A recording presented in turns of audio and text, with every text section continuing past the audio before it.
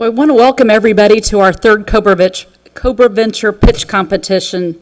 It's so good to see everybody back together in person, see everybody's faces. My name is Tracy Walfelt, and I am the Executive Director of the Parkland College Foundation, and it's my pleasure to get to welcome everybody here tonight. I want to start off with a little bit of an overview of the CobraVenture program. CobraVenture is a student entrepreneur cohort for current Parkland students who want to start their own business while still enrolled in college. Students can be part of any academic program, but the thread that ties them together is the desire to take their idea from concept to commerce. The cohort model provides for a close-knit group to embark on the process together through a series of workshops on topics important to getting their businesses started. Led by a facilitator, workshop topics are presented by Parkland faculty, business leaders, and alumni.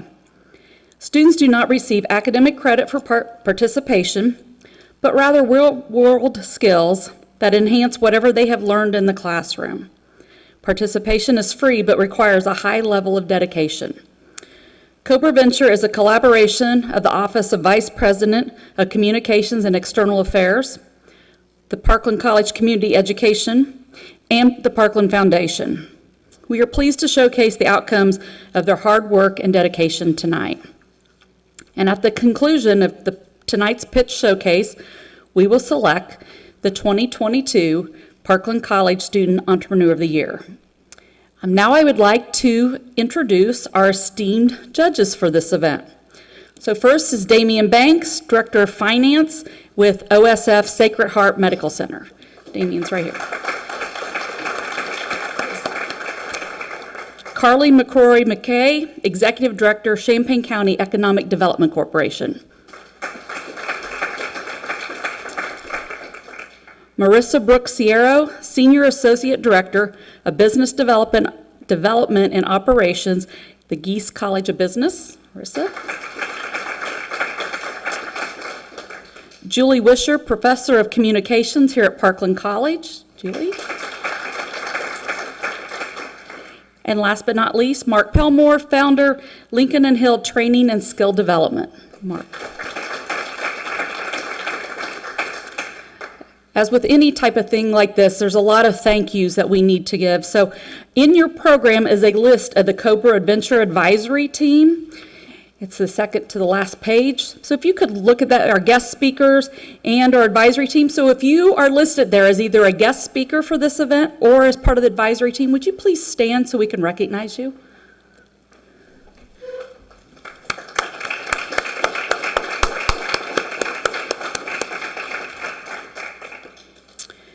And then our working group. These are the individuals that work to get this program off the ground, especially the pitch competition. Stephanie Stewart, Mark Shagnon, Cindy Smith, Mark Kessler, Tris Henderson, Kayla Waters, and Maureen Witeka. So you guys could stand real quick so we can recognize all of your hard work to get tonight's event. A huge thank you to Chris Foster and Luther back here, making sure all of our tech needs are handled and things are on PCTV. Jody Littleton from our presentation center, and the rest of our marketing development staff. Thank you so much. Now I'd like to make a few introductions. We have in the crowd here, we have Dr. Pam Lau, our Executive Vice President here at the college. Dr. Lau. And we have one foundation board member. Damian Banks is one of our newest foundation board members. So we put him to work right away. So just a little bit how this program is funded, because it doesn't cost the students anything to participate.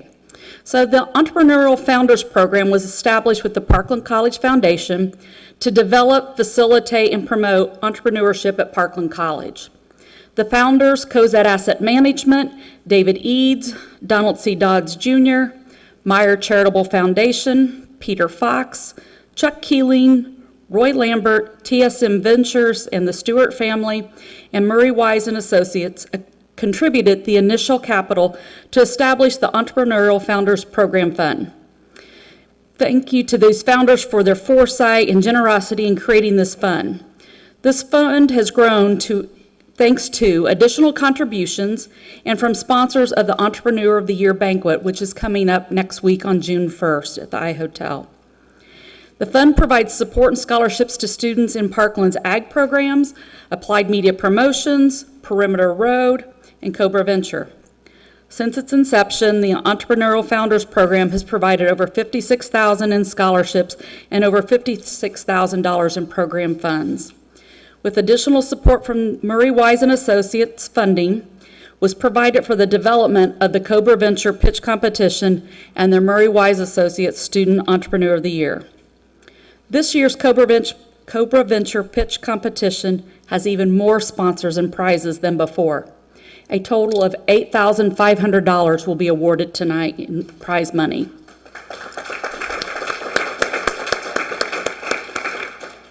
A big thank you to these sponsors: Murray Wise and Associates, Busey Bank, Shaw Lux Premier Renovations, It's a Wrap Automotive, and Mark and Tammy Kessler.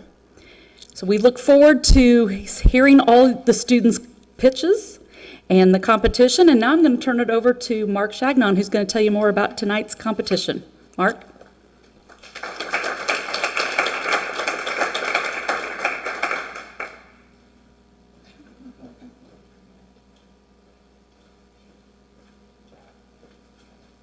Whew. It's a lot, Trace. Good job. Well, thank you all for coming tonight. We have an outstanding group of 7 students here tonight that will share their journey with you through their 5-minute pitch. I do want to take just a brief moment, though, and Tracy did a great job of talking about the sponsors, but I also want to single out Mark Kessler, who is not only a professor here at Parkland, he's also an entrepreneur by heart, has done a tremendous amount of work in business, and this year he and his wife decided, you know what? We love this program so much, we're going to put $500 towards the money that is awarded. So I can't thank Mark Kessler and Tammy enough for their contribution, so thank you, Mark Kessler. We also have tonight, and I know they don't like to be talked about, but Jordan Butts and Trent Weaver are here tonight from It's a Wrap. They are both entrepreneurial at heart. They both have done work at Parkland. They went through Parkland College, and now we're running a very successful business, and it's in your program. But I can't thank them enough for their $1,000 contribution to this program and what they're doing to help these students get their careers off the ground. So thank you both for your help tonight.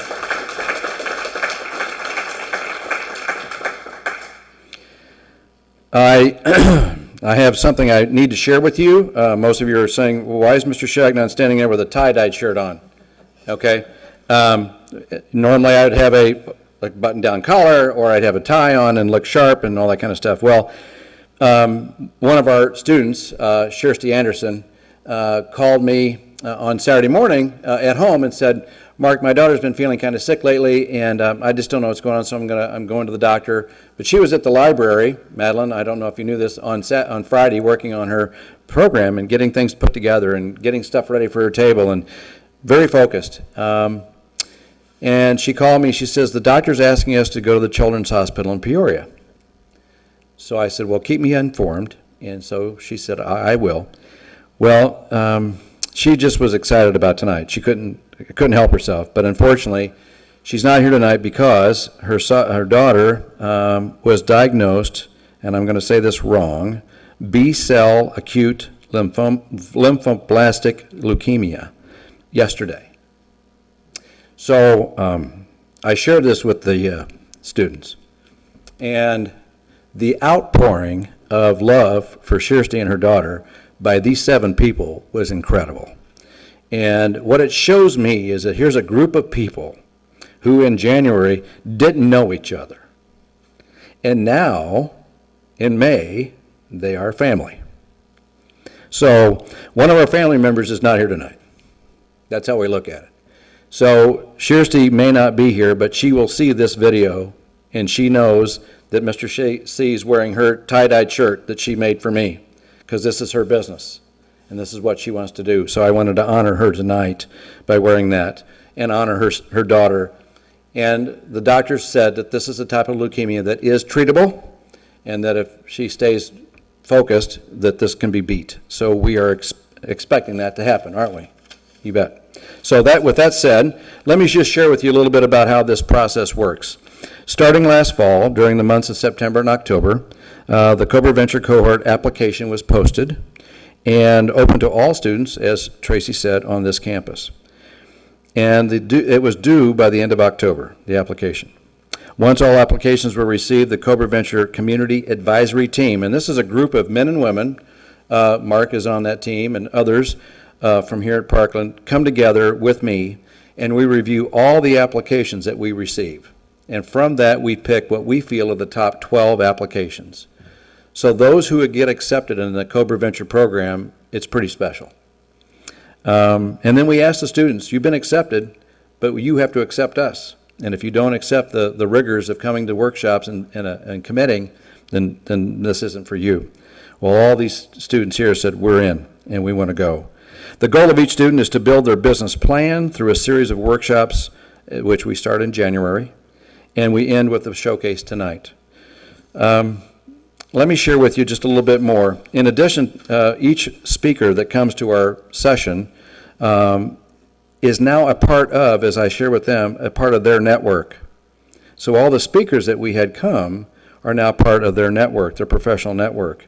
And I'd like to, I know we said a little bit before, but I'd like to kind of say something about each and say to these speakers, Don Elmore from the Illinois Small Business Development Center, Madeline Wolski, business specialist, Champaign Public Library. Madeline is here tonight. Madeline, please raise your hand. Okay. She has been instrumental in helping a number of these students do research, find statistics, understand where they fit, how much money they can make. She has been incredible. So I can't say enough about Madeline and all the work she does at the Champaign Public Library, and we are deeply thankful for what she's done for our students and for CobraVenture. Darwin Boston, State Farm agent from Muhammad. Jordan Butts, again, from It's a Wrap. Jordan came to talk about his business, which was incredible. Polly Reynolds, who was second place in our last CobraVenture. Polly came and she spoke, and she's highlighted in your program tonight as a successful businesswoman in the area. Scott Clannon, who owns Clannon Marketing in Champaign. Kyle Emkes, he's an attorney with Matuka, Alhidi, and Emkes Law Firm. Kyle was so impressed by our students that at the end of the 2-hour session, he said, if any of you need my help, the first half an hour is free. So they've got a half an hour of law time. They don't understand how expensive that is to go see an attorney when this is all over with. Colin Ramage. Colin, he's here tonight. Where's Colin? There he is, right there in the back. He's a commercial portfolio manager officer with Busey Bank. Colin did a phenomenal job, and some of you may remember the name, but he's blazing his own trail, let me tell you. And the students absolutely love Colin and what he had to say about coming to him to get a loan. Jody Littleton, speech communication. Many of our students work with Jody. She's incredible at helping them get ready. Samantha Beer, accounting professor, came in and talked to our students about balance sheets and money. I think they learned a lot from that. Of course, Mark Kessler, invaluable person to this whole program. He'll probably be running it someday when I go to the pasture. And then Mila Thomas Fuller, she's the owner-operator of Nothing Bundt Cakes. She was our last speaker, and she did a phenomenal job in sharing her business with us. So I can't thank them enough, and our speakers, and for everything they've done. So with that said, let me share with you how this is going to work. The students will come up. When I introduce them, they will come up and give a 5-minute pitch. Mark Kessler has a timer over here. They can see it from the podium. They've got 5 minutes. When 5 minutes is up, he'll clap his hands, he'll scream, he'll do something, and they'll know that they're done, okay? Mark may not do that. But as we've said, we have 5 outstanding judges in front of us who come from business, economic background, entrepreneurship. It's just a phenomenal group of people, and I can't wait for them to hear of these 7 pitches. When that 5 minutes is up, the judges have about a 2 to 3 minute period where they can ask the students questions to get more information from them about what they've just discussed. When that's done, we have about 2 minutes for each judge to wrap up that student, and then I'll bring up the next student, okay? It's quick, it's fast, it moves very quickly, but you will be amazed at the diversity of these different businesses that you're going to hear about tonight. Okay? With that said, now let's hear from our students. Our very first presenter tonight is Brad Holt and his business, Sign Pro LLC. Brad, come on up.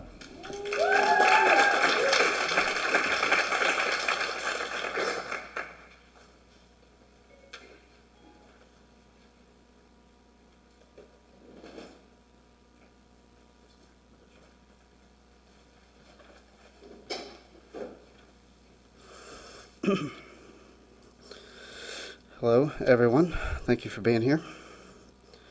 While pursuing a college degree here at Parkland the past 2 years, I also operate Sign Pro LLC as a small business from my garage, designing and 3D printing custom products.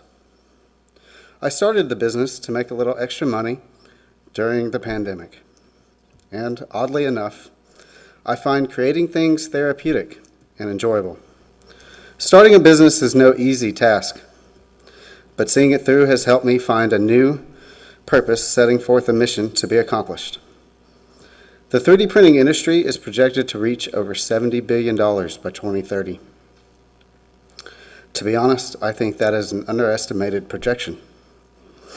3D printing is already starting to revolutionize how we solve manufacturing issues such as inventory overstock, shipping, and production waste that not only hurt our wallets, but also our environment. Through education and understanding of 3D printing, we make life more accessible by design, thus creating new opportunity to innovate the world towards a healthier existence. Within this process, we also invoke the imagination and create the potential to turn it into reality. We can help change the world for the better at a faster rate in real time. 3D printing is not a new technology. In fact, it's been around since the early 1980s. But now, more than ever, it's in high demand. From cosplay to car parts to fully constructed homes, 3D printing is rapidly progressing, and so are those profit margins. Demographically, we can reach just about anyone. From my 7-year-old that has the dream to 3D print a whole Tesla, as she would put it, to the next parent scratching their heads, thinking of new ways to connect with their children. No one will be left out, and everyone will benefit from 3D printing in some way. By offering a local buyers and makers hub for enthusiasts, not only can we profit financially, but we also make it more convenient for everyone to learn and create. We also create the potential to generate jobs for our community. I'm currently seeking the necessary avenues to make Sign Pro LLC a partial nonprofit organization that could help military veterans with disabilities. I would also like to push my business more towards being an educational outreach. Yes, there are other 3D printing businesses in the area, but what sets me apart from the rest is the education that we will offer. Sign Pro LLC will offer a variety of dependable 3D printers for rent or purchase, non-toxic filaments, educational classes for learning how to assemble each machine and operate the software, a field technician to assist if needed, and quality assurance in an environmentally safer way to make products. Last but certainly not least, if I were to receive any money from the CobraVenture contest, part of it would definitely be used to help market Sign Pro LLC and further the education of 3D printing and its benefits. In life, I have found that it is nearly impossible to be perfect, but with passion, a little patience, and persistence, we can at least be pros. Let's be pros at life. Sign Pros. Thank you for your time.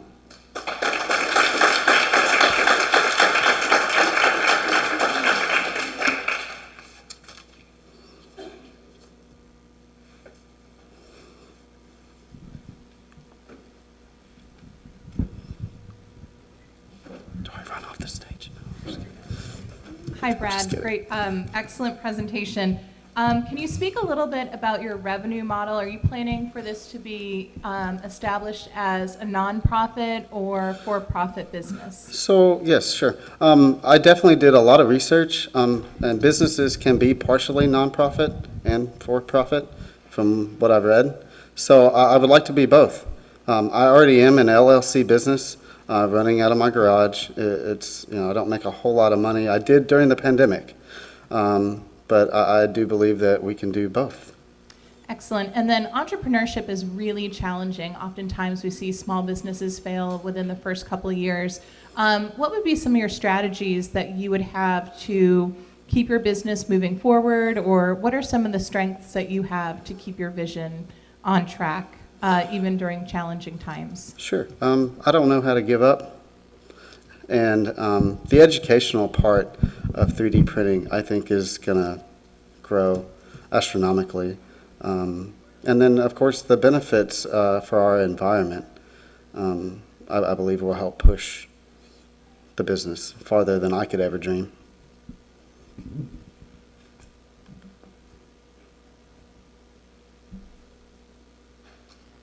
Brad, nice job on the presentation.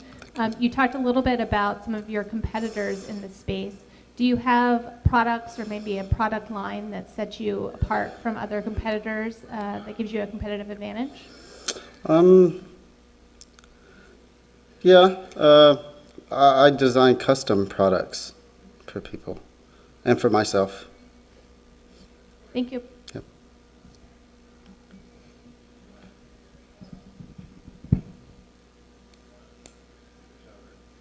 That's it. Thank you.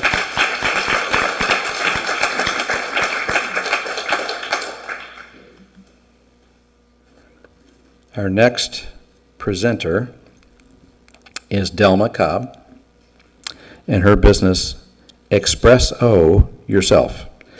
Delma.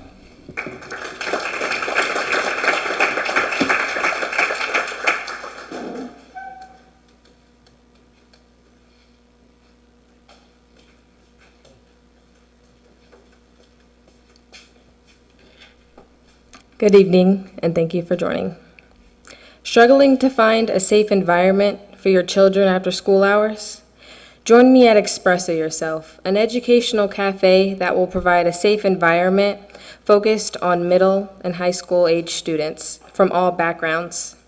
In addition, we will provide beverages like fountain drinks, slushies, smoothies, and refreshers, as well as small pastries. I would like to purchase the Old Family Video located in Rantoul, Illinois, the center of Rantoul, Illinois, which has a population of 13,000, 1,230 and counting attend middle or high school. Express Yourself can be accessed by foot, bike, or car from anywhere in town. The interior design will be floral and bright. My purpose is to support education and safe environments in my hometown, Rantoul, Illinois. Express Yourself will earn revenue from students from the school in town, as well as the locals.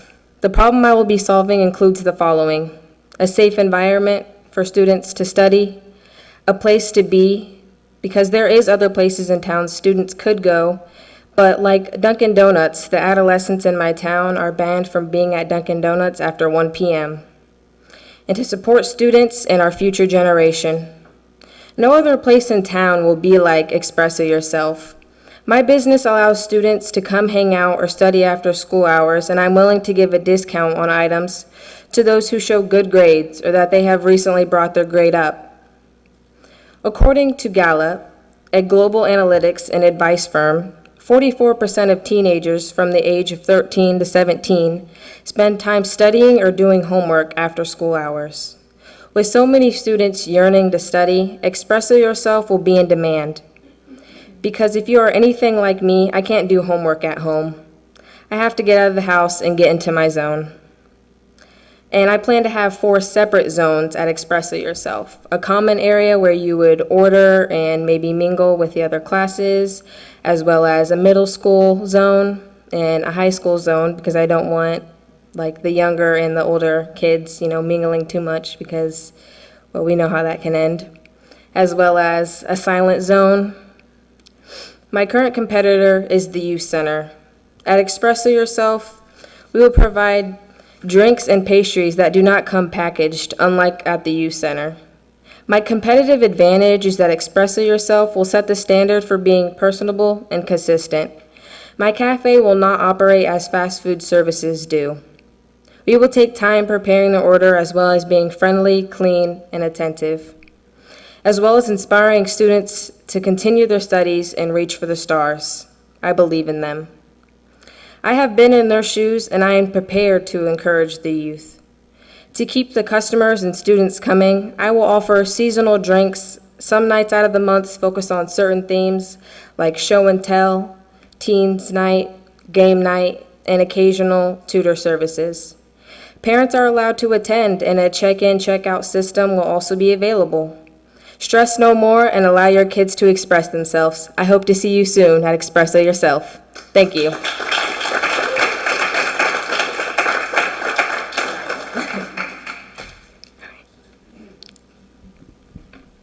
Great job. Thank you. I know you mentioned some of the drinks and the pastries that you're going to be serving. Will that be your only source of revenue? And if not, can you expand on your revenue model a little bit more? So that would be the main revenue, but for like the theme nights, say if there's a teen night, there would be like a DJ or something. Maybe we would do like a small cost to get in, but we would also be selling like our pastries and drinks there at the event, maybe upcharge them for that event, but yeah. Thank you. Delma, I love your presentation. I love your passion for providing a solution in your hometown. What would be some of the challenges that you see ahead of yourself with your vision? Probably the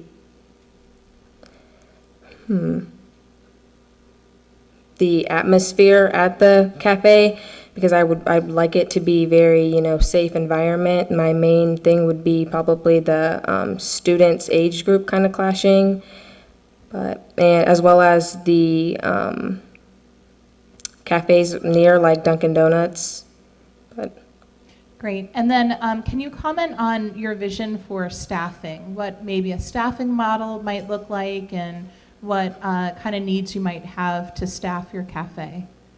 So the staffing model, I'm hoping to hire students from the high school through like recommendations or, whoever applies. So I'm looking forward to hiring high school students, like preferably people that probably know some of the other students to also help with the marketing,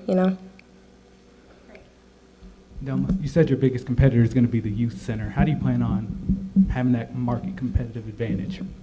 Well, the Family Video is located way closer than the youth center is, so it's within a mile of the two schools, whereas the youth center is about 3 miles away. So it's closer and it's within walking distance of both of the schools that I'm trying to target. So I know that it'll be quicker access, and it also will be making our own food and drinks, so it's not coming packaged like at the youth center, so it's kind of, a little bit more personal.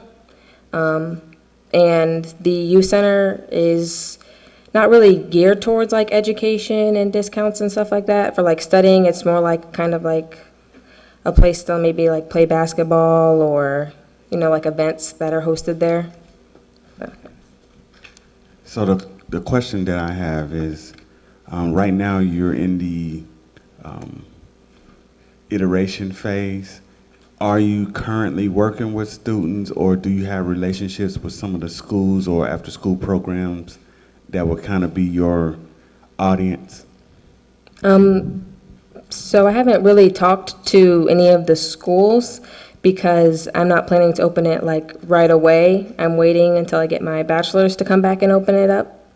But I do have strong ties to the United Methodist Church, which is a big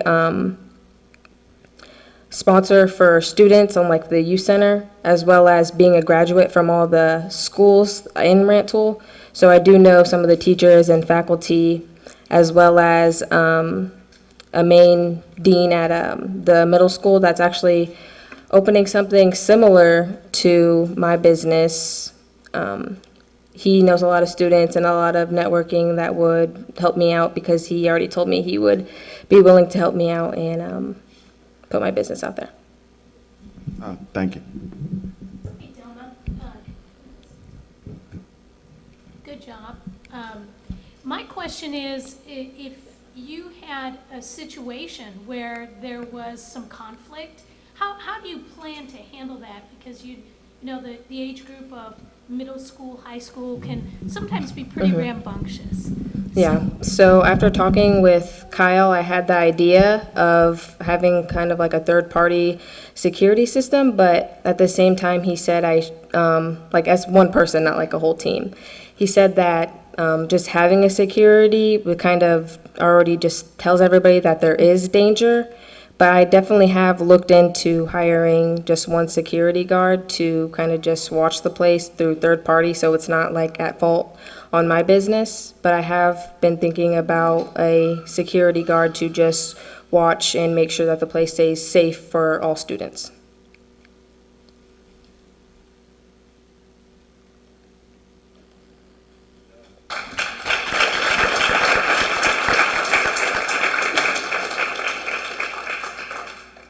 Our next presenter is Jean Breland and her business, Opals on Main. Jean.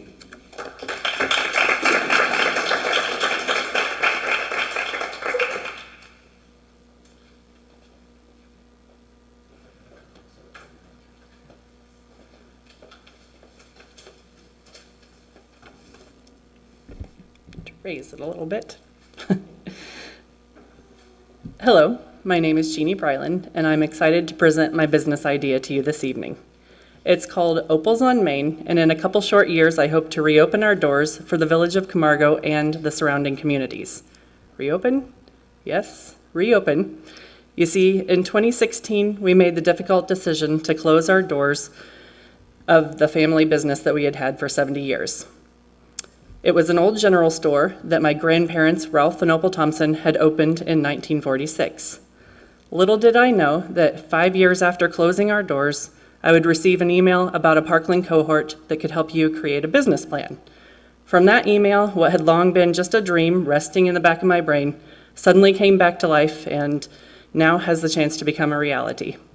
So here I am, almost 6 years out from the day we closed, pitching my idea to resurrect the shop that my grandparents worked so hard to open back in the 40s. This time around, we're making our comeback as a general store with a modern twist. Crazy, right? I mean, if it wasn't making it in 2016, what makes me think it will make it now when inflation has so drastically affected the big box stores, let alone specialty markets like mine? Well, here's why it's going to make it: community. Over the last couple years, we've been under attack by a virus that has forced us to rethink every social outing we've taken part in. Our souls crave social interaction, and I believe that fact has finally been driven home. We're more than ready to get out there and interact with our friends and neighbors once more. We're done with our phones and other devices of false socialization. We want the real thing, and that is why Opals on Main is ready for her comeback. In addition to the emotional experience, our shop will have been restored to its original beauty. Thankfully, the old shiplap walls and high ceilings are still there, just waiting on me to peel back the paneling and tear down the drop ceilings. In the 60s, my grandma, being the ever-practical person she always was, made the decision to cover everything up and give her store the modern, clean look that was so popular in that day. I'm sure she'd laugh and shake her head at me if she knew I was taking down all her updates to restore the shop to what it used to be. When the renovation is complete and you walk through the doors of our store, you'll be transported back to a time when community was a natural part of our daily lives. Sure, we'll offer a full-service butcher shop serving local, grass-fed, pasture-raised meats, a deli, a lunchtime grill, handmade Amish candies, an in-house bakery, staple groceries, locally made arts and crafts, and I could keep going on, but you'll come back to us for so much more than what you can pick up off our shelves. You'll come back for the sense of belonging you experience each and every time you visit Opals on Main. In conjunction with the launch program at the Champaign Public Library, I've scoured online databases for shopping trends in our area. From the information I've sourced, the people in our area are most willing to spend money, and I mean big money, on food. In addition to researching my possible customers, we pulled annual financial data on stores similar to mine that are located in areas similar to Camargo. For many of these businesses, they are pulling in approximately $1 million gross annual income. While I realize this will not be our reality, at least not right away, it gives me hope that, if executed correctly, we can make a successful comeback and give Camargo something to be proud of once more. We in Camargo have had the last 6 years to experience what it's like to lose our only store, our only gathering place, and it's not been fun. But it's been eye-opening. I believe we now know what we've been missing and will be so excited to have an operating store of our own once again. Sure, we'll still have the grocery stores in Villa Grove and Tuscola to compete with, but we'll have what the other stores don't offer: relationship, excellent service, exceptional fresh goods at a fair price. We'll offer a sense of times past.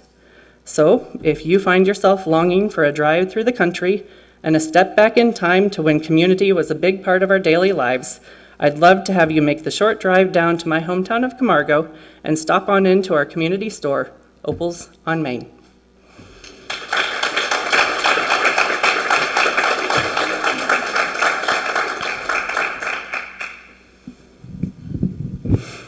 Excellent presentation. Thank you. How far away is your store location from here? So it's about 30 miles south of here. You can head down on 57 to Tuscola and then jog about 6 miles to the east on Route 36, or from Urbana, you can just go straight down 130 about 25 miles, I think. So it's relatively close. And when we were open, before we closed, we did have some Champaign people that would come down after we did our little spot in CI Living and things like that. They wanted to check it out. But That's excellent.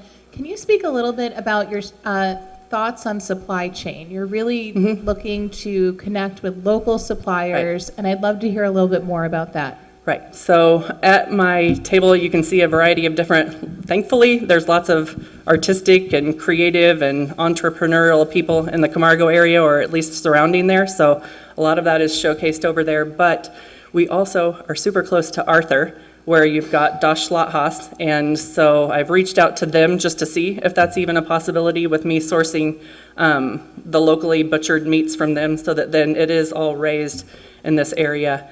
And so that's one option for sourcing it too. In the past, we used Meats Plus, but they're not necessarily local, and I'm trying to kind of lean more toward the local sourcing of food, which then helps with everything we see going on in the world right now with supply chain issues. So I'm hoping if we are able to source everything from local places, that's just not going to be an issue for us, whereas it might be for some of your bigger stores that don't have that option to source local.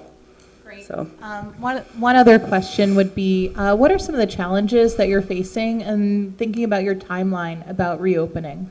Okay, well, there's a lot of work to do. So everything is still there. I won't be peeling back the floor. I think we'll just be covering that up because my dad said there's nothing good waiting underneath the tile. He remembers the way that they didn't varnish the floors or seal them or anything. He had to oil them with linseed oil like once a week or whatever. So he said they're not in good shape. So I'll just be covering over those. But I think the biggest issue is that to have indoor seating, we have to have a restroom. And so we're all on septic in Camargo too, so there's a lot of things to figure out, but I have friends that I might end up partnering with, and so there's a lot of good sweat equity there, because the husband knows a lot about plumbing and stuff, and we could then have a plumber come in and okay it. So I don't know, there are lots of challenges, but I'm going to look into some grants out there, because our building is the only historical building that's left in our town.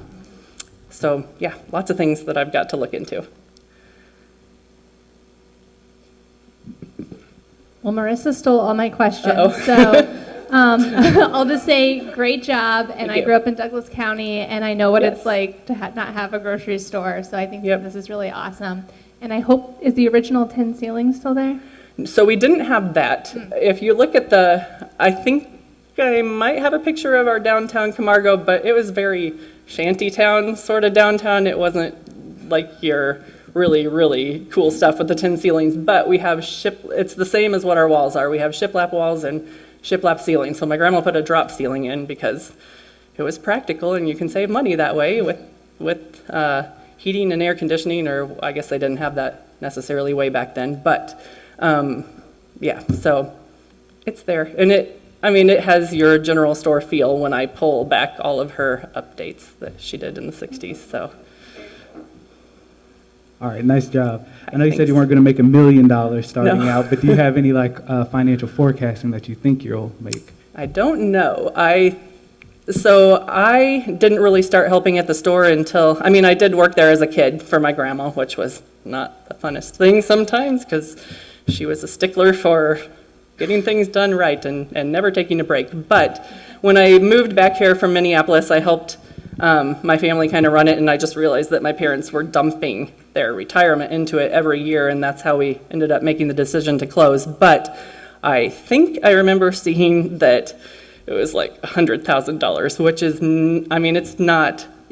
that is not good because just a small percentage of that is actually a profit at the end of the day. And then hiring staff was hard too, which is where my dad kept having to dump more money in until we made that decision. But I have an interesting business idea on how to make it work where like the butcher shop and the grill would probably be under the Opals on Main, but then the store would have a community kitchen where people could come in and prep their goods and pay a little bit in rent and then sell their goods in the store for a bit of profit. So like the bakery and things like that if you were using some place to make your soaps or whatever.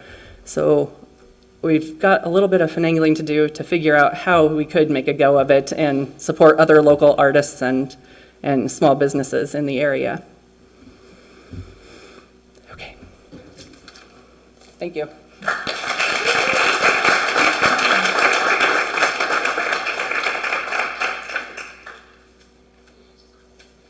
Our next presenter is Leslie Carlson Danner and her business, Advocated Amenities.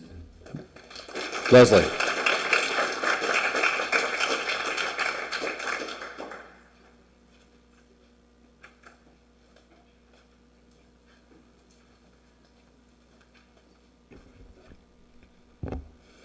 Good evening, everyone. First, I would like to start with a statement. Justice delayed is justice denied. Back in 2018, a father returned home after a long day of work to find his significant other and children gone without any explanation. Devastated, this father hired a lawyer. Because of the due process and the other parent moving out of state, it took a long 7 months for the court to order the return of the children. With so many months passing since the father had seen his children, supervised visits were ordered at a facility. Extreme allegations were claimed right before the pandemic began. With courts closed, the father had to go another long 7 months without seeing his children. Supervised visits were granted outside the facility and more allegations were claimed. Willingly, the father agreed to have visitation at the facility to avoid further such allegations.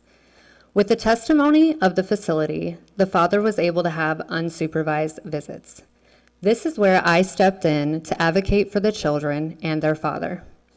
I documented the duration of visits while obtaining videos and pictures to protect the children and their relationship with their father. More allegations were claimed, but with the testimony of the facility, my own testimony, and the proper documentation, the father was granted full custody of his children. These children are my bonus children, and that father is my husband. Sounds like a wonderful, happy ending, right? Wrong.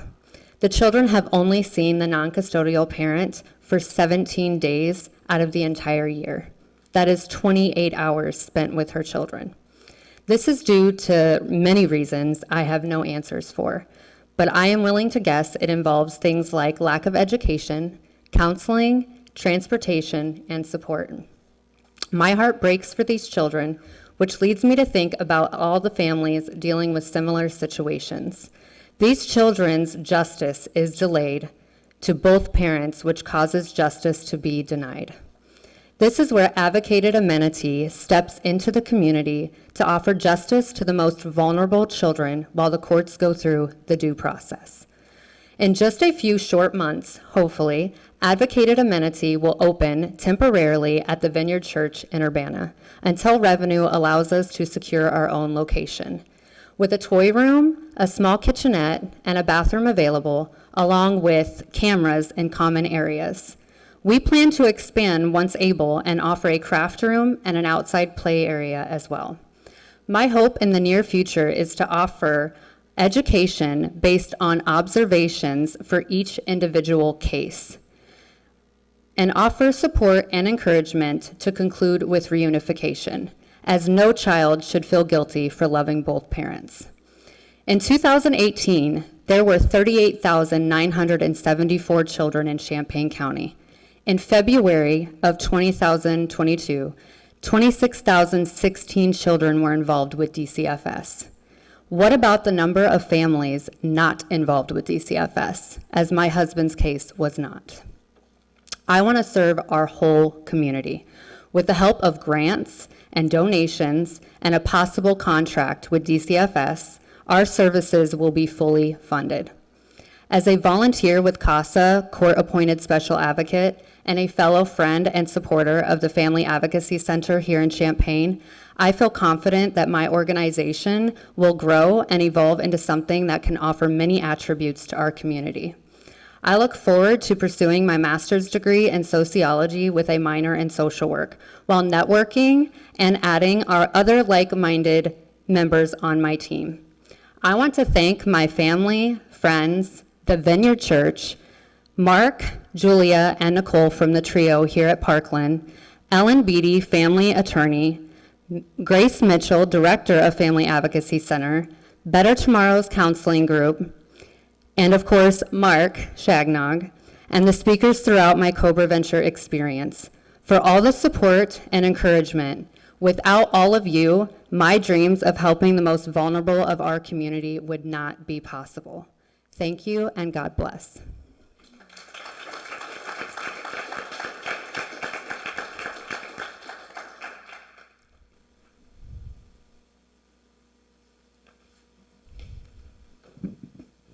Nice job.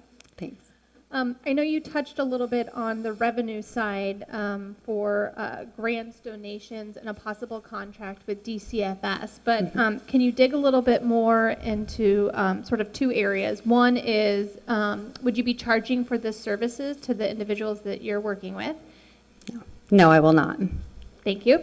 And at what point sort of in the legal process would you maybe start working with your clientele? Can you sort of describe to us how that works as far as first point of contact, intake process, so on and so forth?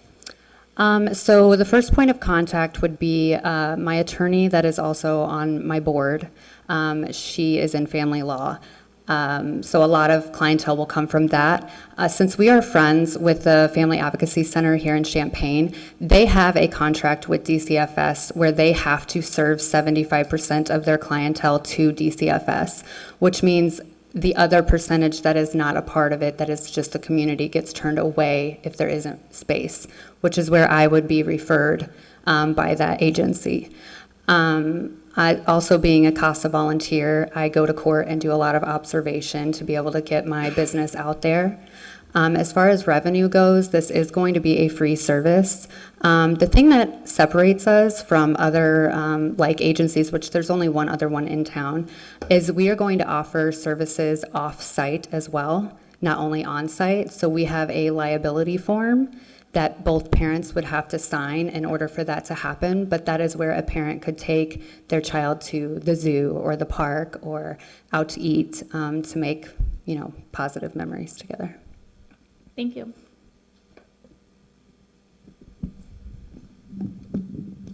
This is incredibly powerful work that you're doing, and I can't imagine how challenging it is. What are some of the challenges that you see from the business side to really be able to navigate this? A lot of it has to do with conflicting stories or false allegations. It can be very conflicting to be told one thing and not have actual evidence or proof of it. And so my agency would be to discover those truths, observe it, make detailed notes, provide it for the attorneys involved, and even testify in court if needed. Great, thank you. Mm-hmm. One of the things that I was hearing or considering while you were talking is being an educator, there's a lot of things that you could potentially be liable for.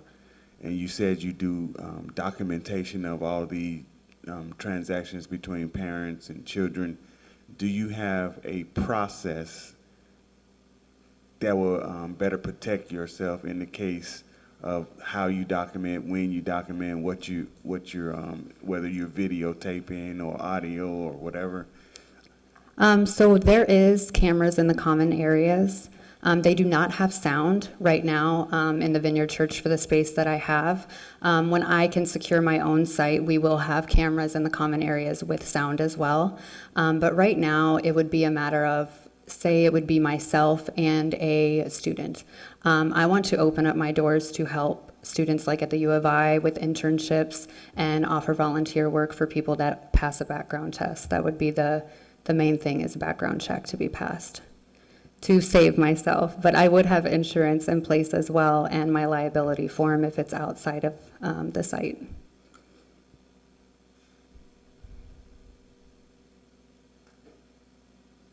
Anything else? All right.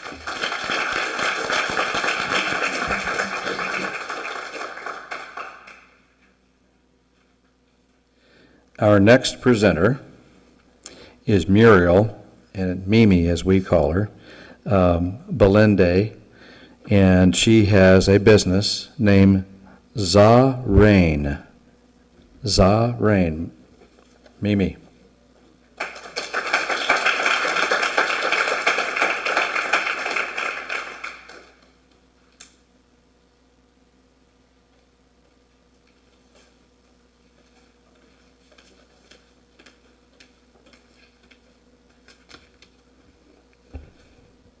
Good evening. It's nice to see you guys tonight. Can you guys hear me? Okay. I'm going to start with a quote by Lucy Siegle, who's a journalist and writer on environmental issues. Fast fashion isn't free. Someone somewhere is paying. That someone paying could be the extremely underpaid worker that's making the garment, water waste or chemicals that can end up in water, or the green gas emission that comes from fast fashion, which is destroying our planet and affecting climate change. Now let me introduce you my business, Zerain.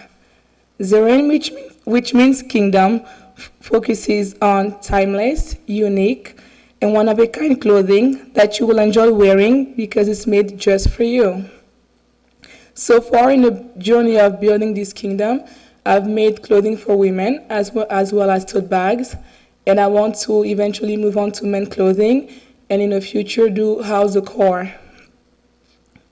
My business will earn revenue from my website, www.zerain.com, which I'm currently rebranding or redesigning. Having a website helps me to reach more customers around the US. Seeing how poorly made, inexpensive fashion items are negatively affecting our environment, we will design and make clothing that is worth every penny you spend on them. Fast fashion has been destroying our planet in many different ways, and I want to be part of the solution when it comes to moving away from it. My business will solve this problem by creating collections with limited quantities, taking time to work on every detail when it comes to the pieces that I make, choosing good fabric and hand making them myself will help produce a specific number of items to keep the uniqueness and exclusivity that I want to provide my clients. The products will be more expensive, but they will last you longer, which ends up saving you money. I will have dates on my social media platforms as well as my website for any upcoming collections that I will be launching. I did an industry analysis on other designers that handmade items here in Champaign County, since it's where I've made most of my sales from. And I was able to find very few businesses similar to Zerain. The majority of other businesses have been resellers. I think this gives me a really good competitive advantage because Zerain will be one of the few brands that hand make its own items, keeping its exclusivity and uniqueness, of course. My target markets for the products that I'm designing for my next collection are young professionals that are fashion-oriented and successful, falling into the 054 category in merchant intellect. The singles and starters, individuals in a community, make up 47.8% of individuals, which is a pretty big market for this group. This adds up to about 3,159 households, or 9.1% of households here in Champaign. The fashion design world has been growing for decades, and since people are becoming more and more aware of how fast fashion has been affecting the environment, they are choosing to move with a sustainable option, which is what I will provide. Not only is the material good for the planet, but they last long and can be used for other purposes. Become part of a timeless, unique, exclusive, sustainable brand with Zerain. We hope to see you shop on our website at www.zerain.com. Thank you.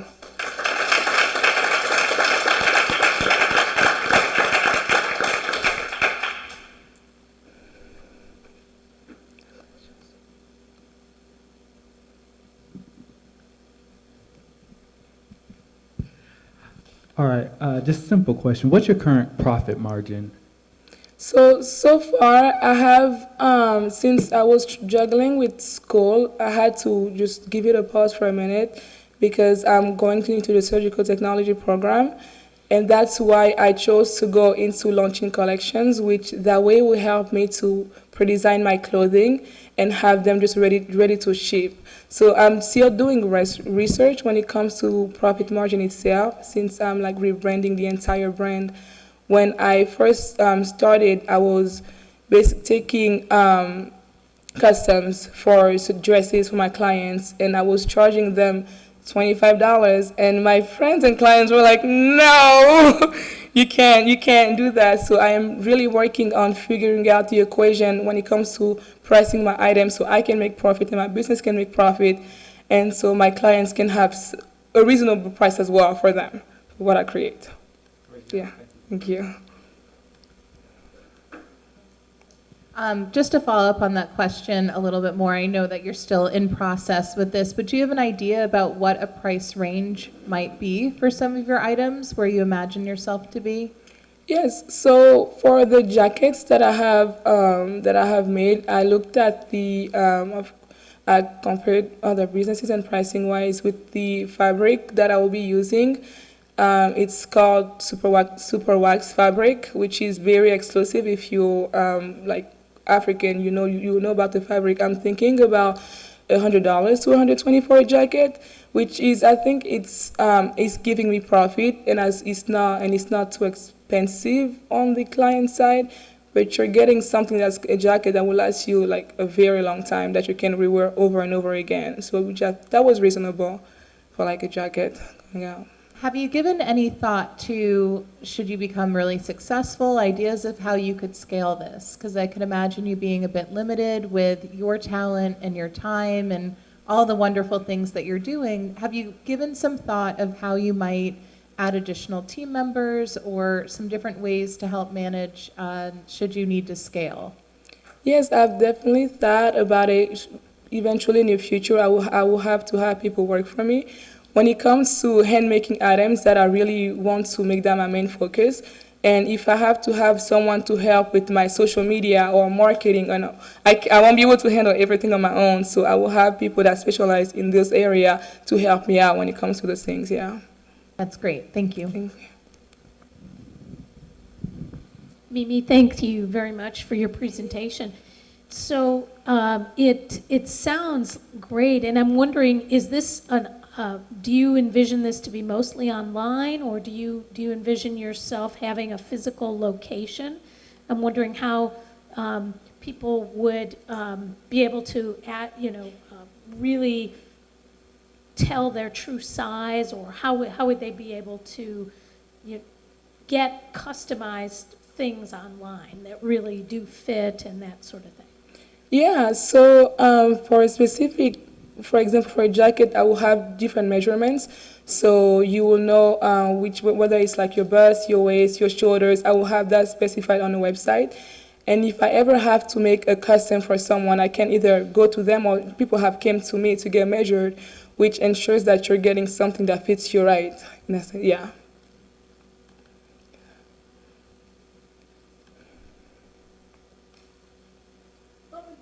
What would be an idea of a timeline where you could imagine yourself launching this? I could see this being really valuable and popular in our community, people coming to you for custom clothing. How are you envisioning the timeline for your company? So timeline-wise, right now, I've been working on sewing items for the fall. So I'm hoping to reopen my website in the fall and have those specific items. When it comes to custom specifically, I think I might, just because of school, I might do it during the break, since I will have more time to work on people. And of course, with customs, I have to know earlier, for like months earlier, just so I can organize and put it in my time. And I have time to work with the client one-on-one when it comes to that, so I can deliver them a good product. Mm-hmm.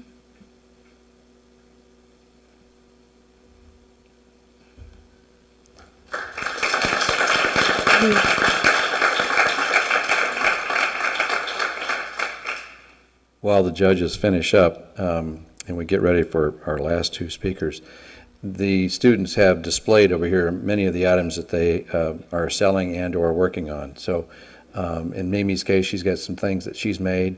In Jean's case, she's got some things, and everybody's got great things to look at. So if you haven't had a chance to take a peek at those things, I would strongly urge you to do so. They're very, very good. All right, our next speaker, Nathaniel Karsten, and his business, The Nature Way. Nathaniel.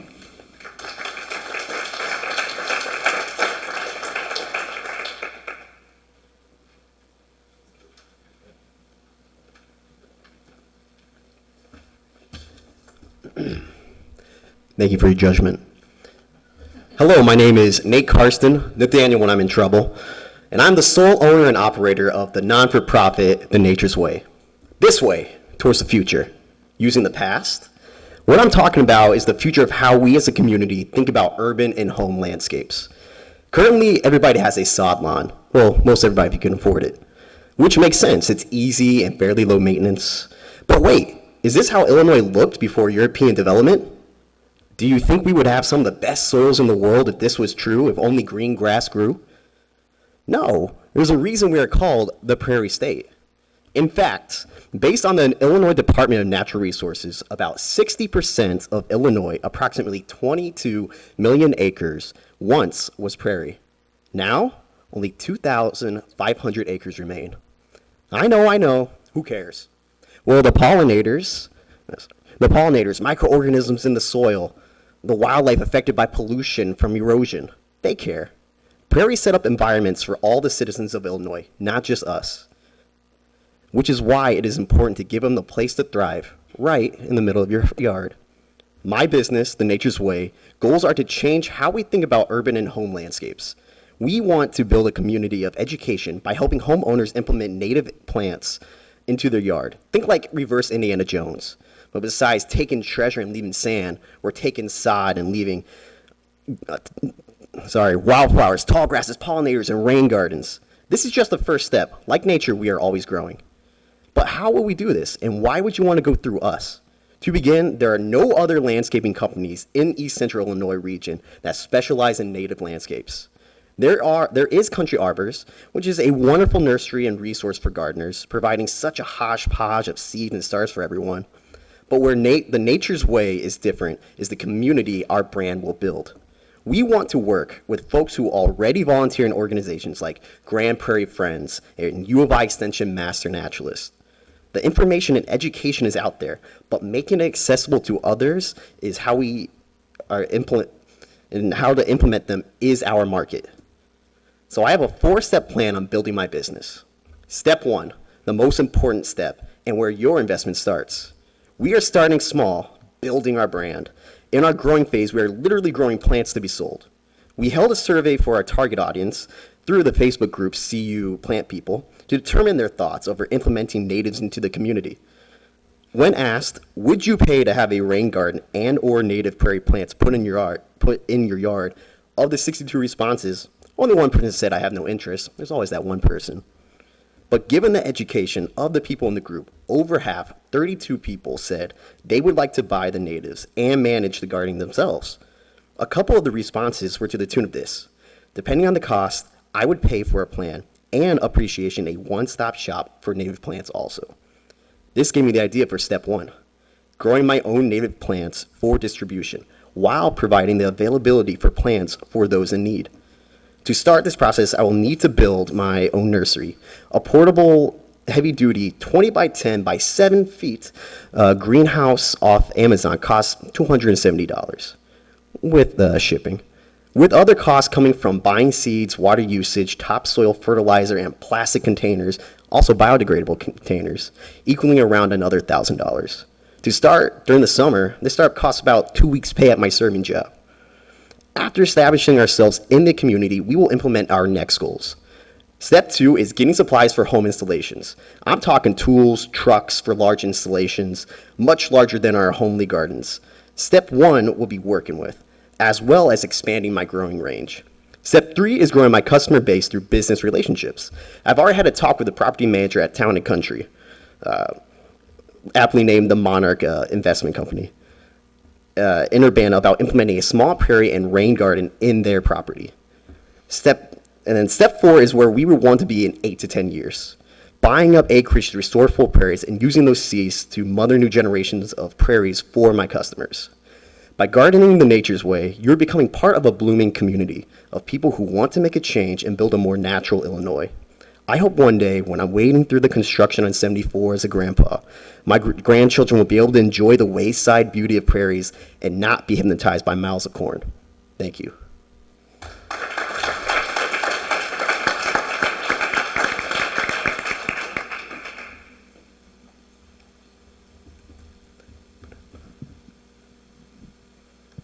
Nate, nice presentation. Got a quick question. So what is the revenue model that you're looking at to kind of drive that force? Essentially, in the beginning step, since I'll be going to school for the next 2 years, and it's hard to get like a startup for those tools and trucks and whatnot, it would be based off what I am selling, growing myself, which becomes easier as time goes on with that first initial investment, as these plants are sturdy, used to the environment, and will, give seeds for future generations.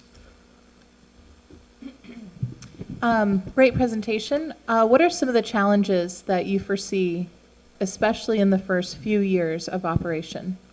First few years is getting out into the community. That's going to be the first, building our brand. That's 100% my goal in those first 2 years, which means convincing people who don't see the beauty of native plants, those who just think, oh, I'll just mow my lawn, better. Getting that education out to them, which is why you come to me. I have the information ready and the plan available, and I will help teach you, and we'll do this together.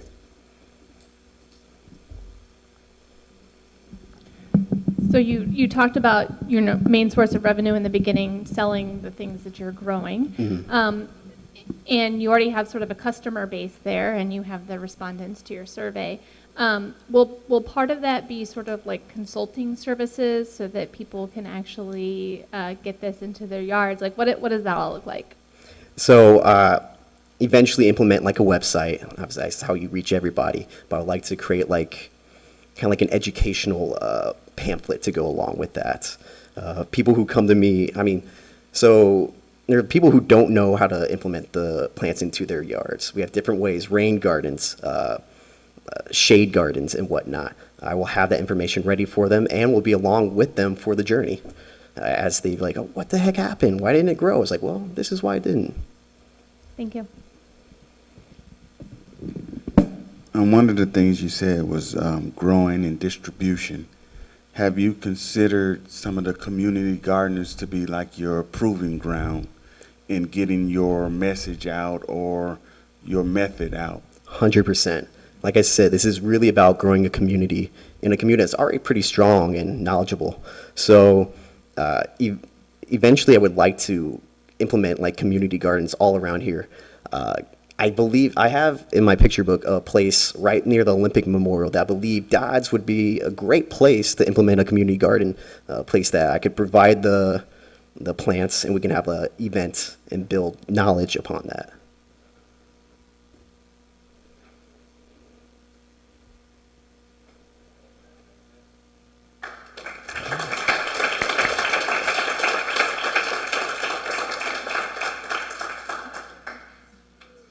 What I've absolutely loved about working in CobraVenture before our last speaker is the diversity of business ideas that our students have come up with.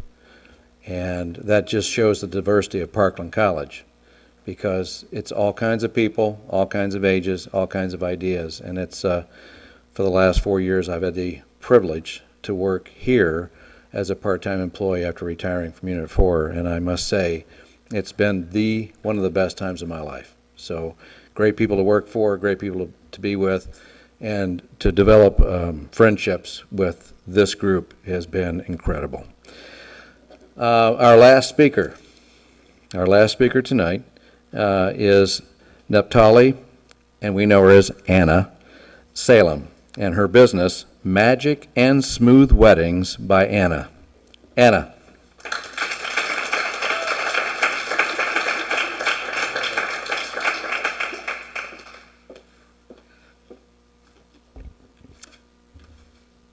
Good evening, everyone. So 63,000 couples in Illinois got married last year. And all of them were saying something like, oh, I'm so excited to get married. Those 63,000 couples were spending an average of $23 a year. So this is an important business, and people are really investing a lot of money in their dream wedding. We are all aware of how planning and organize a dream wedding and reception can be a difficult challenge if you've never done it before. Wedding planners are doing it all the time. While you may be trying your best, working full-time, try to understand the data needed in planning, organize, and being everywhere, at the same time, the process may be terrifying to the point of wanting to give up. The stress involved with wedding planning may be relieved by hiring an experienced wedding planner who is capable of transforming your incredible idea into a reality, which is why Magic and Smooth Weddings by Anna is the solution. My business will vary by client's needs. For example, if you hire me to do a specific work like decoration or finding a photographer, I will charge you for what you ask me to do for you. According to my research, depending on service, wedding planner make up about 15% of total budgets. So this is approximately $4,500 per wedding if the average wedding cost is around $30,000. And this is true because we are worthy of all the work we are doing. As the founder, it is my objective to listen to and support my prospective clients, which may mean meeting with them early and being in touch for 3 months or even a year. Whatever the situation may be, I will be there to assist them during their experience, exploring various reception locations, picking up the dinner menu, determine whether to have a live music or a DJ, selecting hairdress wedding, selecting a good photographer. My current competitor in Champaign, according to my research, there are 27 wedding planners in this area.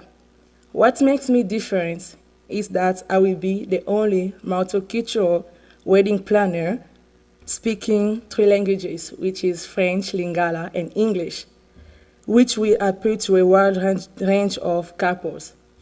As you and I both know, people work with people they trust.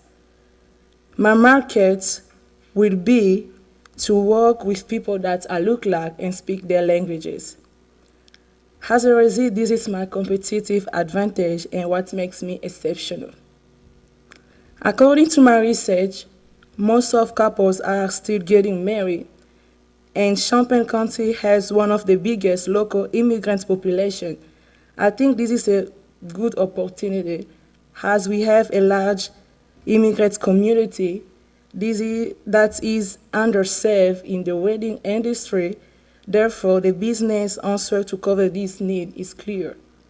I, Anna, founder of Magic and Smooth Wedding, can relate and empathize with those who want to get married and have a dream wedding but don't know where to begin. My approach to wedding planning and organization combines with translation service, which is like not just language translation, but also which is not a language translation, but also a cultural translation with my hands-on approach to all parts of the wedding, even those who are forgetting. As you live here tonight, if you know of someone getting married, remember, as a wedding planner, I will reduce their stress, I will be their best friend, and they're going to have a magical and smooth wedding moment that they're going to remember forever. So think about my business, Magic and Smooth Wedding by Anna. Thank you for listening. Merci d'écouter. Matondi puna boyoki.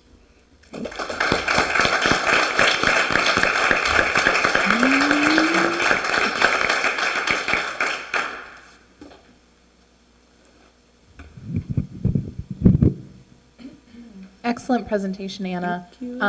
I really think that what differentiates you and your ability to connect with couples from diverse backgrounds is really special. Can you speak a little bit of how you would go about attracting or marketing to couples and really show off all of your talents as far as also being multilingual in the services that you offer? This question is really good, but I didn't really prepare for this question, but I'll be back to you and answer it. Mm-hmm. Thank you. Mm-hmm.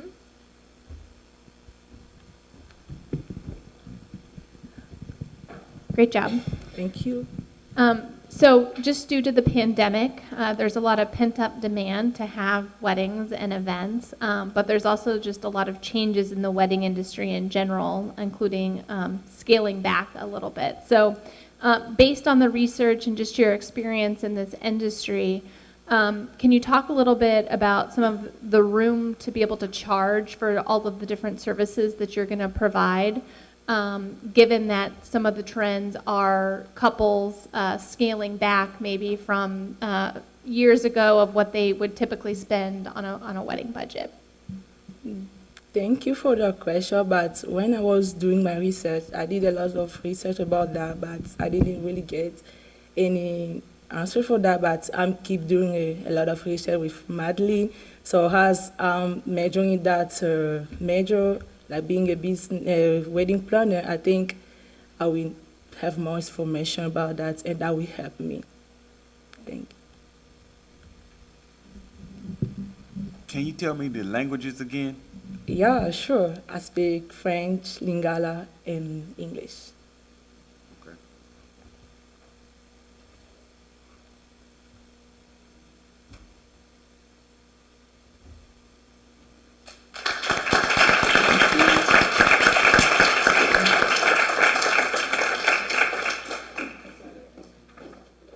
Well, that concludes our speakers for tonight, our presenters. And so now we're going to allow our judges to move to the U-140 room and deliberate with our team. So Cindy and Tris and you guys can go back with the judges. and start deliberating and come back when you know how we're going to place all of these individuals. I have been working with Chris Foster to do a video, and he came by one of our workshops and had the opportunity to film some of us there and interview all the students. And so while they're deliberating, we're going to show that video.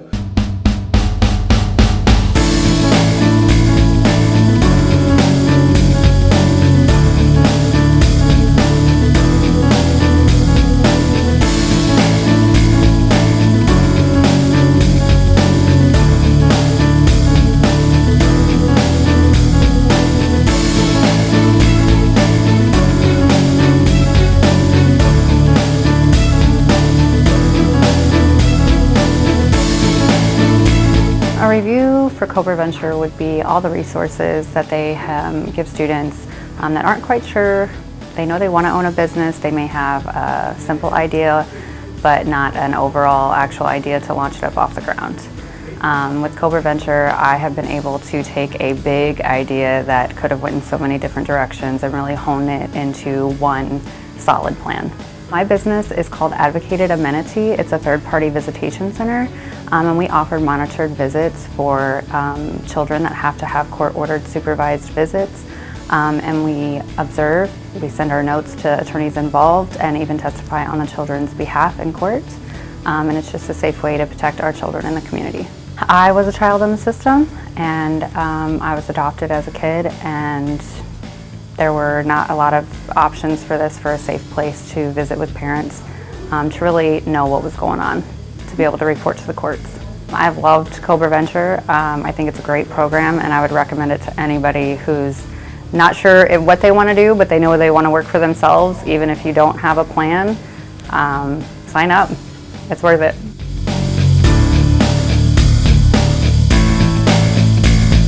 I wasn't sure exactly what to expect.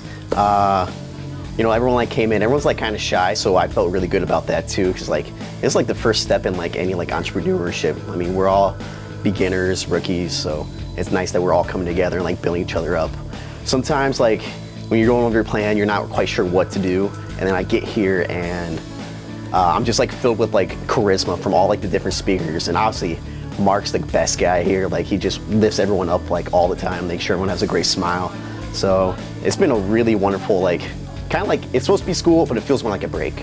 I don't really picture myself as an entrepreneur, but when it comes to business, it's really about creating, seeing a problem and finding a solution. So just go right into whatever you've had your own life experiences with, and try to solve a problem with that. It comes from my experience from working at the Champaign Park District, as well as being an intern volunteer at the Master and Access program through the U of I Extension. It is basically my attempt to solve my own distress over how the environment is going. We're living in times where we're starting to figure out that things aren't as sustainable as we think they are, especially the soil that we plant millions of chemicals in. And I like to give you a little regress back to how it became so nutrient rich in the first place. I want to put that piece of nature into people's homes, bring it to them, and then they can possibly venture out into nature themselves.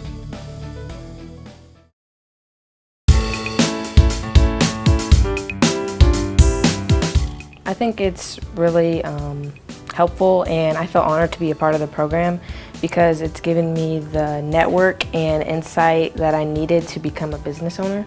I would tell them that the people that are organizing and leading the program are really helpful and nice, and every time that we come for another meeting, they have another resource for you because they're really trying to help you with your business, and they're all for you and rooting for you. So my business idea is a cafe called Espresso Yourself, because I want people to come in, mainly students, to come in and express themselves and have coffee and study.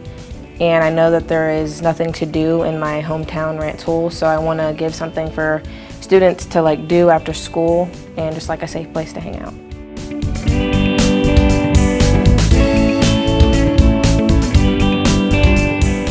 My takeaways from CobraVenture would be the structure of the business plan and all the networking that we do and how we stay connected with them after the program's over with, so I'm excited for all that. I was in the Young Entrepreneurship program in high school, so I just decided to give this a shot.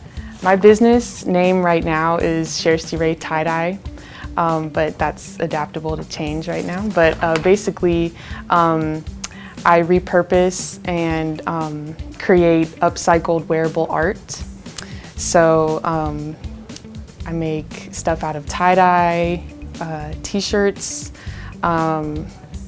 clay, pottery stuff. Oh, I want to have my own boutique. So I'll have my own storefront and I'll also be online as well. Probably on Etsy and Instagram mostly.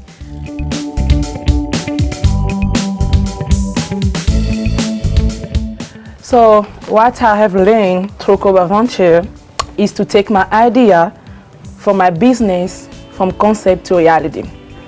CobraVenture has helped me better understand the skills I need and the many steps that I must take in order to build a successful business plan.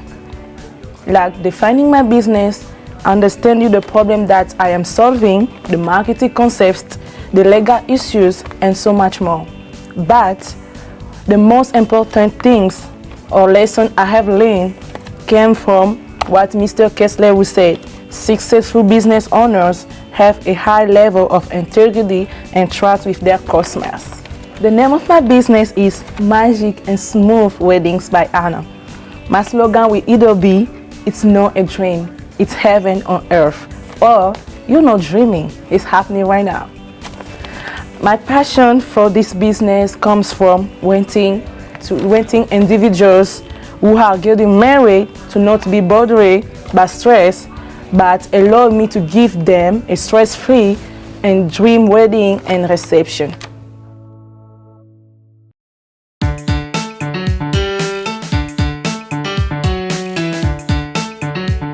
I'm really honored to have been part of the program because I got to learn a lot, network with a lot of people.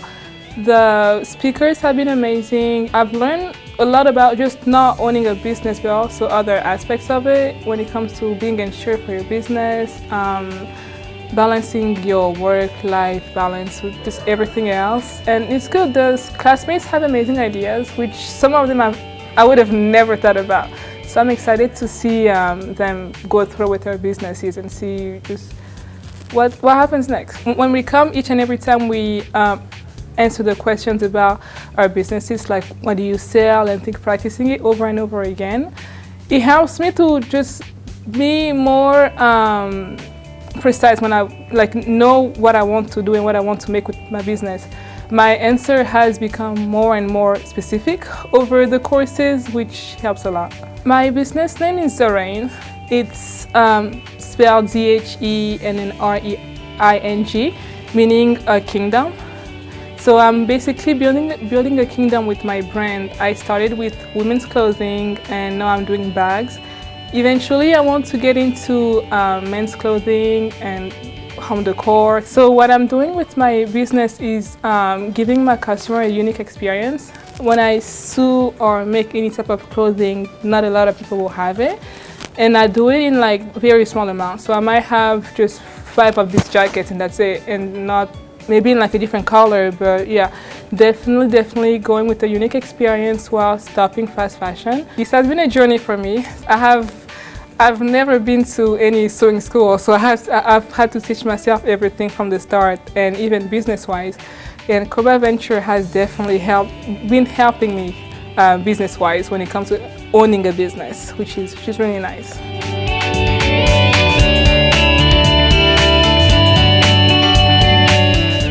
My grandparents opened a business in 1946, a general store, which worked really well at that time, but it doesn't so much. So the business idea that I finally came down to was bringing back the feeling of the old-time general store, but making it more so where it will jive in the 21st century.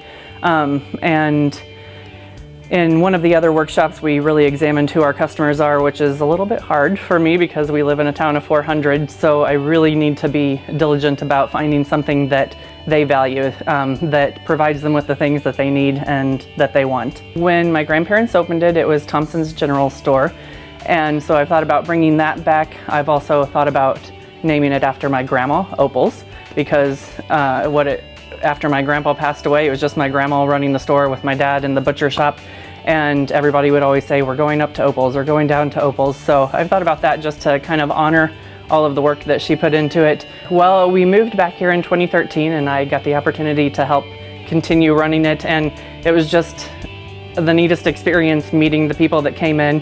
And I mean, I had memories from childhood of the community that was fostered through the general store.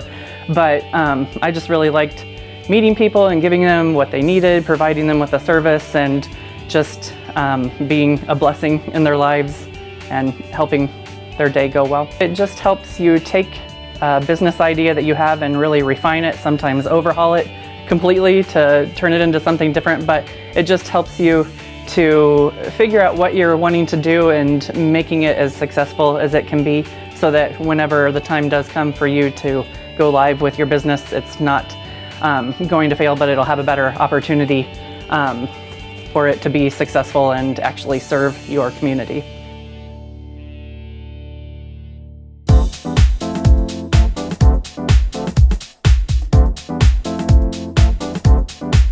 CobraVenture has been very fun so far. It's very informative, and it has allowed me to network and meet so many people with so many ideas and that are willing to help me. We've basically just been going over strategies to use to help market our business, get our name out there, and really they've been pressing a lot with the confidence that it takes to be an entrepreneur, and it's helped a lot. My business idea is called SignPro LLC. I already own a business. I do 3D printing and CNC designing. I'm passionate about 3D printing because it is innovative and it's creative, and it allows us to take our ideas and our creativity and put it to reality. So I am a motorsport student at Parkland, and one of our instructors shared some 3D printing stuff with us one day, and I started Googling it, and I found a love for it, and I found that it is really informative and we can do a lot with it.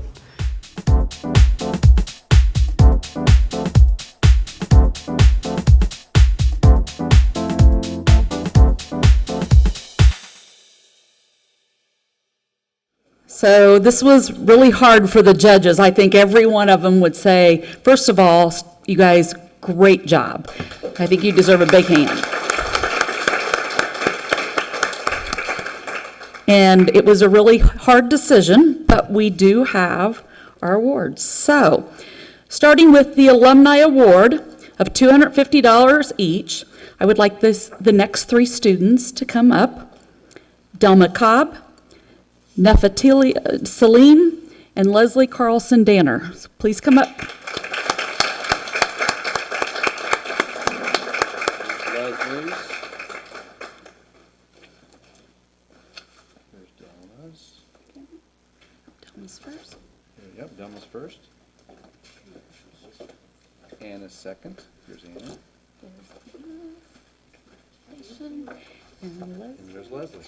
congratulations. Let's get a pick mark. Oh. We'll do a quick picture. Oh, there he is. There's our cameraman. All right. Get a quick picture. Oh, we got our cameraman right there. Perfect. Perfect.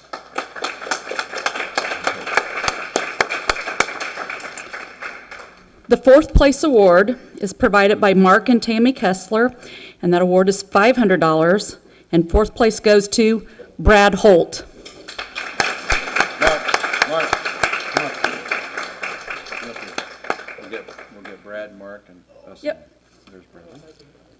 You can. Shortcut. Can you help me up here? Good. Got it. Go down the step. Go down the step. Third place includes $1,000 from Brett Shaw, owner of Shaw Lux Premier Renovations, and a $250 technology award from Busey Bank. Third place goes to Nathaniel Karsten. Here you go, Trace.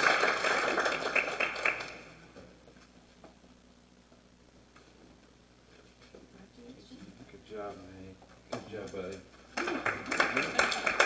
All right. Perfect, thank you. Okay, second place includes $1,000 from Jordan Butts and Trent Weaver, owners of It's a Wrap Automotive, $750 Technology Award from Busey Bank, and mentoring from the University of Illinois Urbana-Champaign Geist College of Business Action Learning Student Team. Second place goes to Muriel Belinde.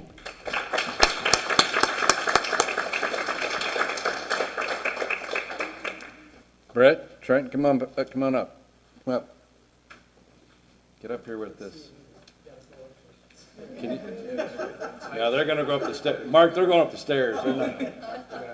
Oh, look. I don't do that. All right, you get over here, Joe. All right, there we go. Perfect, thank you.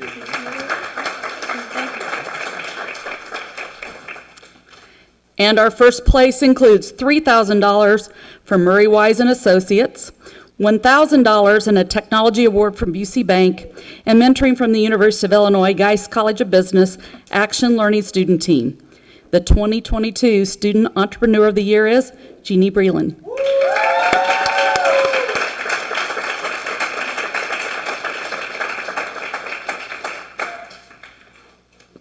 Marissa, you want to come up here and get in this picture, please? We'll get Marissa in this. Rascal, so she's going to give you some mentoring.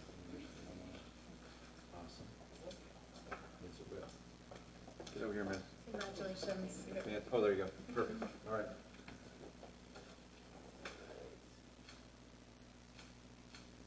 Perfect. Thank you. We're done. I forgot the big check. How do I forget that? God, Gene, get up here. How did we forget this? I don't know. I was so excited. Gene, gotta be up. Come on back. Come on back. Where'd she go? Did she leave? Gene, quit crying. Come back. Oh, yes. Oh, Dr. Lau too. You gotta have, this is the big deal. Stand in the light if you can. Okay. Right here? Okay. Come up here. Wait a minute. We got Listen. Dr. Lau coming. We got Dr. Lau up here too. Will Busey cash that big check? Yeah, I don't think I'll go through the drive up.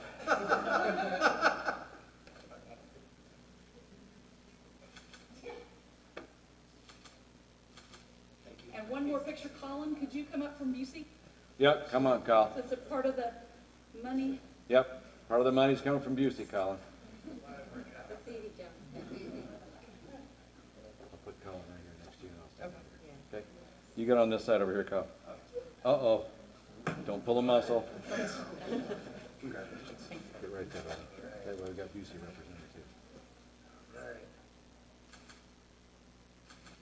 Perfect. Thank you.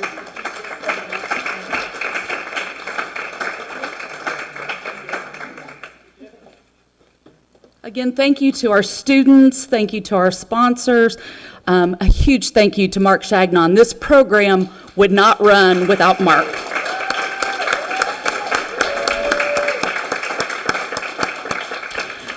Hopefully you'll all be back next year. Invite your friends. We'd love to have this room filled to capacity looking at all of our new entrepreneurs from this area. So have a great evening and thanks for being here.